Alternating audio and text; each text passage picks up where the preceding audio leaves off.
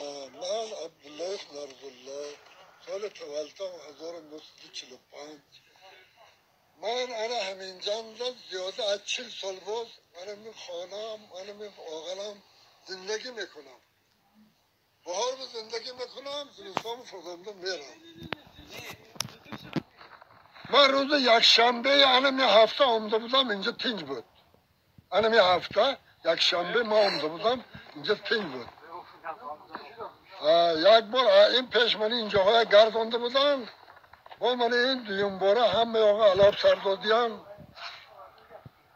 این کاری همین برادر قرقیز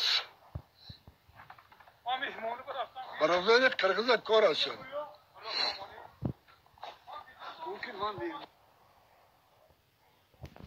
من همین فرزند همین بابای اوجه هستم.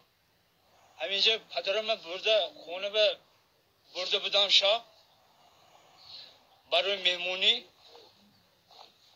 من پگاه اومدیم که انمی اولاد اگرنشین انمی همسایه قرقیز همینجا علوب زدیان. همین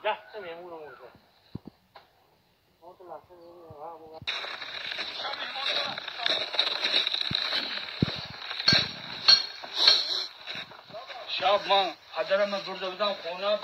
من اومدیم سحری من این اولا اومدیم خودمون زده همین خیلی بای کردیم. پوک زدیم.